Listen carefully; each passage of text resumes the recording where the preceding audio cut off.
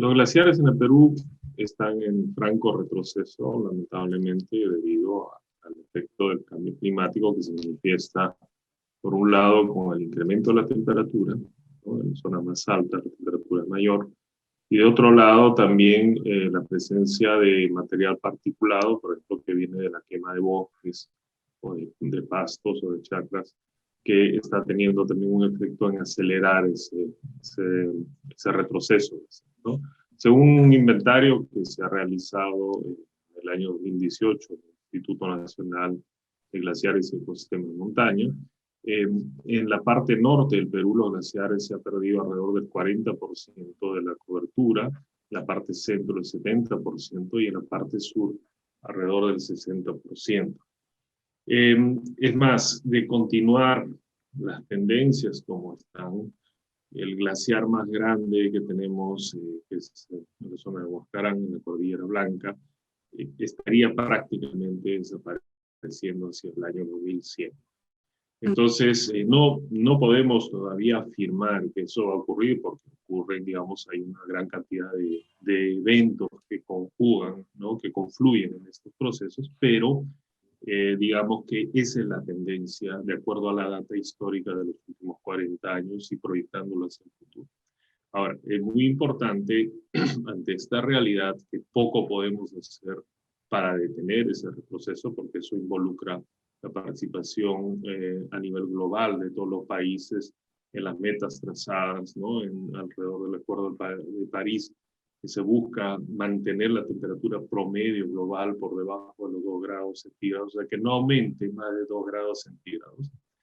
Lo que sí podemos hacer localmente en el Perú es cómo nos adaptamos ante esa nueva realidad que está surgiendo, porque el retroceso glaciar se manifiesta de varias formas. En cuanto a su impacto a la población, por ejemplo, menos cantidad de agua, ¿no? Es decir, ahorita sí las lagunas que alimentan los glaciares han incrementado sustancialmente su volumen, hay más agua, ¿no? Pero en un escenario futuro, pensando que los glaciares son reservas de agua, ¿qué va a pasar con la cantidad? Segundo, con la calidad de agua, porque obviamente la geología que se expone en varios lugares ya está generando procesos de acidificación. Y en tercer lugar, también sumamente importante, el incremento de la vulnerabilidad ante riesgos de aluviones, ¿no? Que en particular ciertas cuencas, como por ejemplo el Santa, las ciudades como Huaraz, Yungay, Carhuaz, etcétera, están cada vez más vulnerables ante estos sucesos. Desde el Instituto Nacional de Glaciares y Ecosistemas de Montaña estamos realizando estudios, por ejemplo, en entender las características geológicas, geodinámicas, vinculados con la dinámica del glaciar, de ciertas cuencas que son consideradas peligrosas. Es decir, saber en qué áreas de esta cuenca puede ocurrir un desprendimiento glaciar acompañado de rocas ante determinadas magnitudes, cuál va a ser el oleaje que se va a generar y cómo eso se va a propagar alrededor de la cuenca. Esos estudios ya han sido realizados para varias de las cuencas, o sea, tenemos alrededor de 57 cuencas consideradas peligrosas. Estamos trabajando en ello, pero ya para varios de ellos contamos ya con las evaluaciones de riesgo, ¿no? Donde ya se le ha entregado inclusive a las autoridades locales y a las que conforman el Sistema Nacional de Gestión de Riesgo de Desastres, los mapas, los estudios, los informes técnicos. Eso es sumamente importante porque eso permite, por ejemplo, entre otros, evaluar dónde poner infraestructuras que puedan ayudar a mitigar el impacto de estos aluviones y aterrizar en acciones mucho más vinculadas con la población, como por ejemplo las rutas de escape, ¿no? Por dónde podemos salir, o sea, qué zonas van a ser más vulnerables.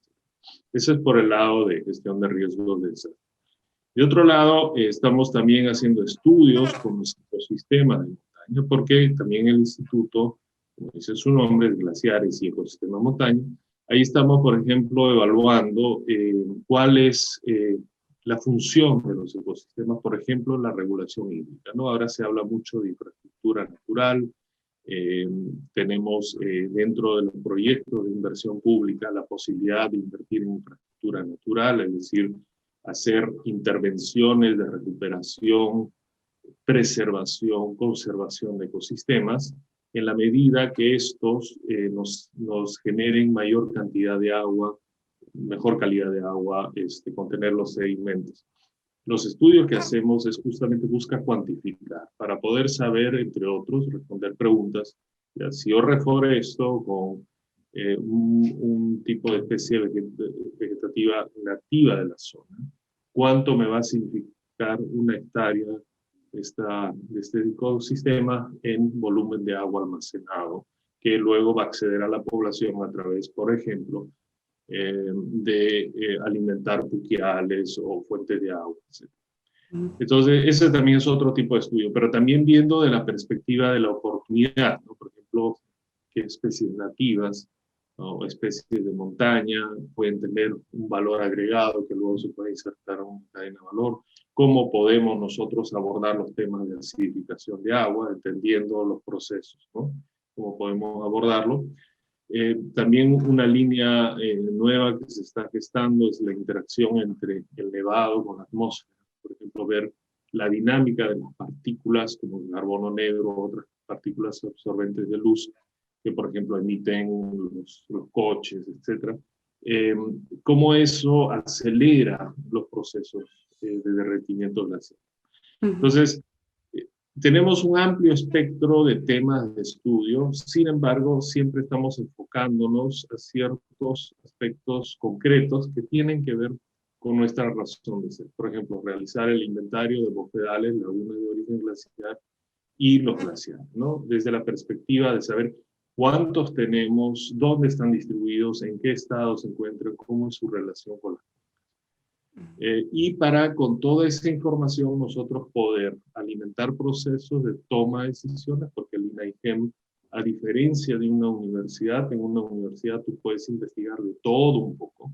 El INAIGEM es el puente entre la ciencia y la política. La ciencia que se traduce en la toma de decisiones.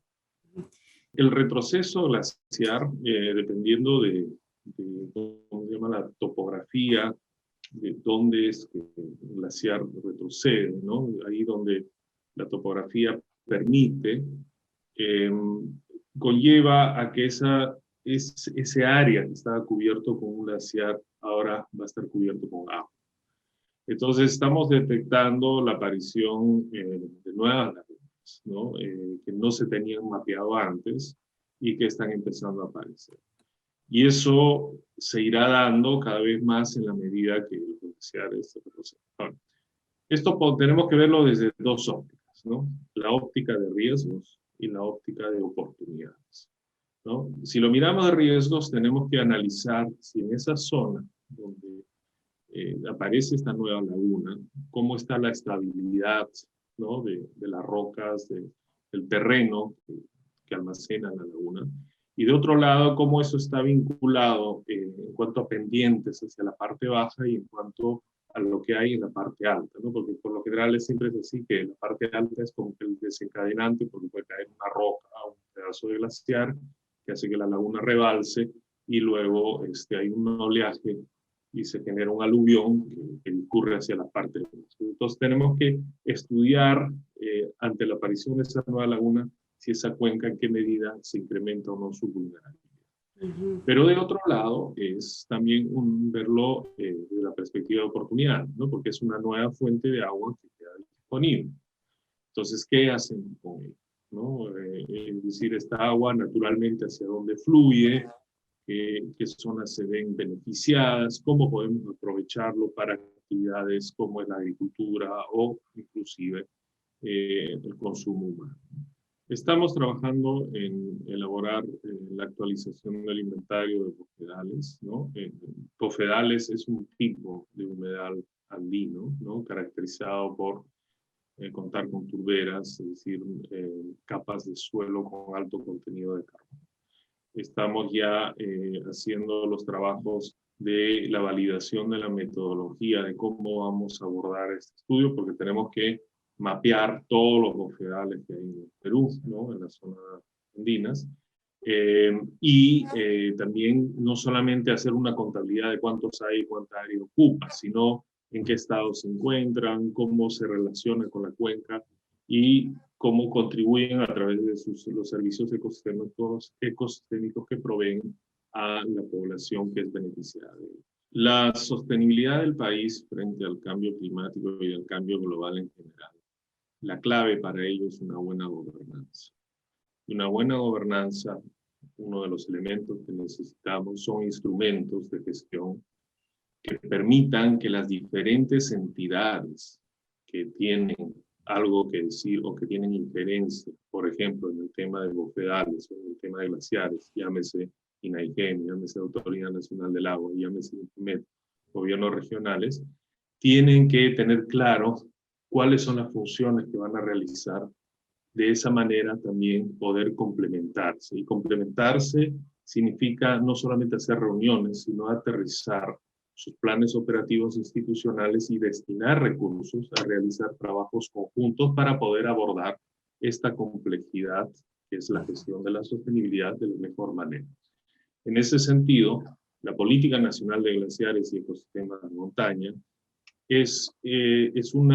digamos, forma parte de una política mayor que es la Política Nacional Ambiental y le pone la lupa justamente en este ámbito de montañas para facilitar el trabajo conjunto y priorizar ciertos aspectos que son claves para la sostenibilidad de todos los peruanos. Lo que estamos haciendo ahora en este proceso, ya tenemos el proyecto de la política nacional elaborado y ahora entramos en una etapa para conjuntamente con la Autoridad Nacional del Agua, con INFEMET, con CERFOR y los otros actores, sentarnos a refinar esto y aterrizarlo en servicios de modo tal que ya sabemos, ANA hace esto, INAIGEM hace aquello, CERFOR hace eso, y de esta manera nos complementamos y generamos el impacto agregado, que es lo que justamente se busca de parte de todas las entidades públicas para que aterrice ello en el beneficio de la población. Así que esperamos nosotros este año, ojalá, poder tener aprobado esta política. Es un proceso complejo, requiere mucha revisión, pero es necesario porque tiene que ser consensuado.